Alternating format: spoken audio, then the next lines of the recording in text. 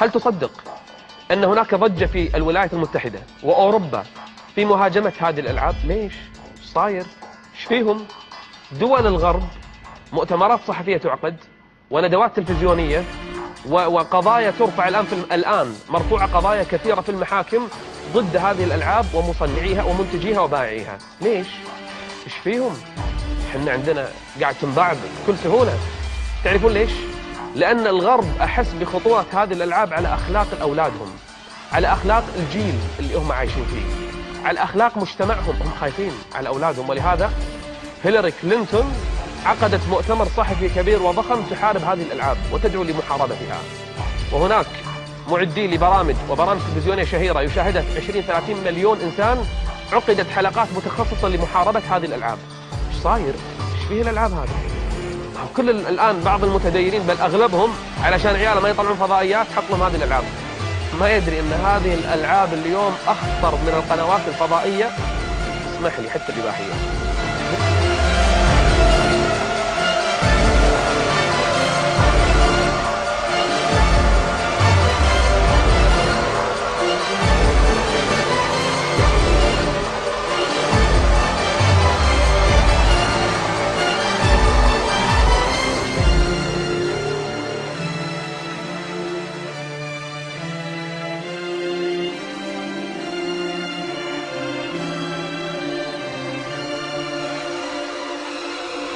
أنا أتكلم عن شنو؟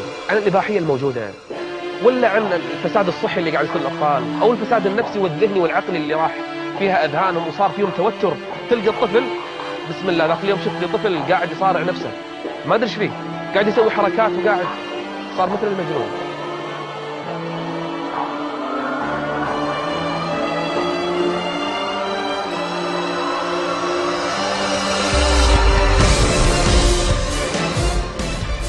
المصيبة الطامة الأكبر إن بعض هذه الألعاب الولد حتى يوصل لهذه المرحلة الإباحية اللي يفعل فيها الفاحشة، اللي يدخل ملها ليلي. مثل ملها ليلي؟ ملها ليلي بكل معنى الكلمة، كل شيء فيه. طفل ب7 سنين يدش يختار الفتاة ويدخل داخل ويسوي كل شيء.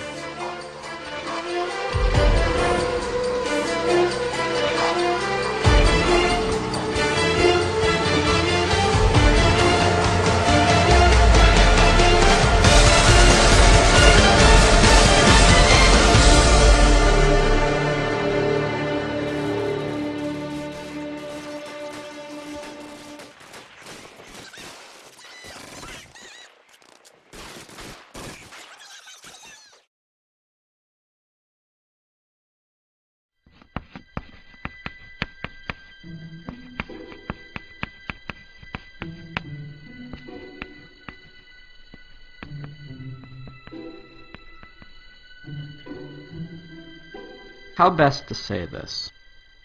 Understand that I'm not the kind of person to sit in front of a microphone and believe that what I think will have any profound meaning to your lives. But you see, although what I have to say may upset a few of you, a few months ago I had one of those life-changing moments that forced me to realize that I've made a lot of stupid mistakes in my life. And you know what they say, make films about what you know. The problem was, why should the thousands of you now watching this believe me when I say that video games were to blame? Understand that I've played video games my entire life, starting with Atari and Nintendo, right up till just a few months ago. Over the years, I could only calculate that I've lost thousands of dollars and tens of thousands of hours of my life to them. But when I considered their effect on my life, I had to face the fact that years of gaming had not made me smarter, and button mashing had not improved my reflexes. I was not a kung fu master, I couldn't properly swing a sword, and in a zombie apocalypse, I probably wouldn't last 5 minutes. We often forget that video games are entertainment. That means beyond making you feel good, they have no lasting value. Regardless of how important it may feel to you, there is no place on a resume for Xbox achievements. The real pain behind my years of video game addiction was that I never realized their true costs. Sure, it was just a few hours here or there, but over 3 decades, I'm not just sickened now by the amount of my life I've spent, but more so by all the important stuff that I willingly pushed aside to make time for games. For the sake of entertainment, I was willing to give up sleep, health, and ambition. For what? We fool ourselves into thinking that virtual achievements and virtual friends are adequate substitutes for real-life ones. To be blunt, video gamers seem to be fine giving up their real lives for simulated ones, full of depression and loneliness. I know the true cost of gaming are all those lost years that I could have spent with friends, creating art, or being a better husband. 3 months ago, I had to face the facts that I was alone, overweight, and divorced.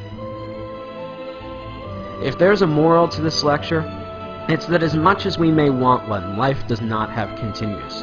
For much of my life, I was eager to trade away countless opportunities, friendships, and love for experiences that don't really exist. I guess what I'm saying is, it took me a long time to figure all this out, and along the way, I missed out on a lot of life. At the risk of sounding like an after-school special, don't allow something as stupid as video games consume the best years of your life at the expense of all the greatness you could achieve. Consider this my promise. That's a mistake I don't plan to make again.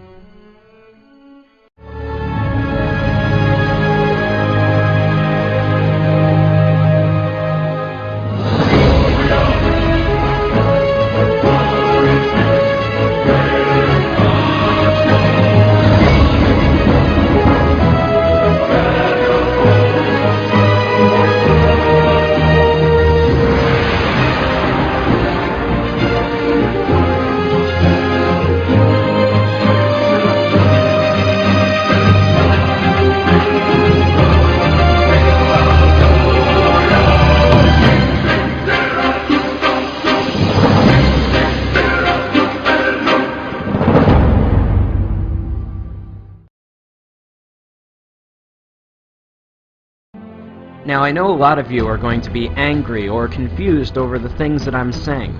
Call me whatever names you like, pretentious or not. Understand that while I don't hate video games or the people that make them, I'm still worried about their overwhelming negative effects that they've had on my generation. But halfway through animating this film, I came across a documentary about the Penny Arcade convention, and that's when it hit me. Healthy gamers do not dwell away on the games, but instead embrace the community.